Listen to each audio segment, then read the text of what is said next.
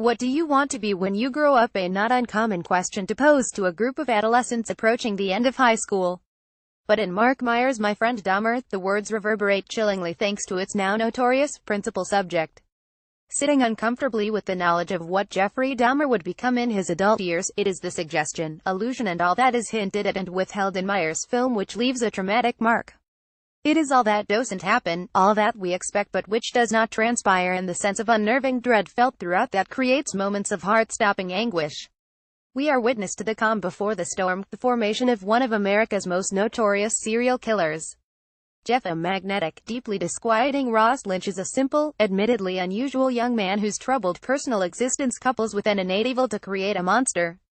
Struggling through the misery of school, he will be adopted as a twisted mascot of sorts for a group of peers intent on leaving their disruptive mark before heading off to college.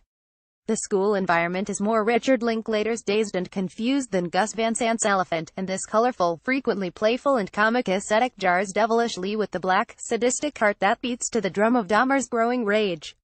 If the eyes offer a window to a person's soul, then the first frame of My Friend Dahmer make it very clear that Jeff's is a black and demonic one. Big, metal-framed glasses sit off-kilter and, further, he looks through the window of a bus at a jogger running by.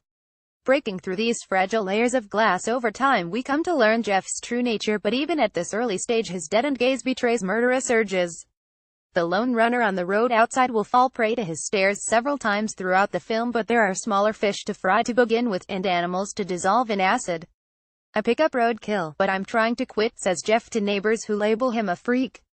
Lynch's labored movement, hunched shoulders, snarled lip and vacant mien are immediately unsettling, and once friends grow weary of his twisted mockery of feigning epileptic fits to draw attention, they genuinely fear him. When this expression breaks into a smile, it is more disconcerting still. Dallas Roberts features as Dahmer Sr., and in his attempts to mold his son, by no means bend him to his will, but simply guide him down a path away from seclusion towards friendships and normality, we feel the beast inside him growing. Adding to this a history of mental illness on his mother's side, and the recipe for disaster is near complete.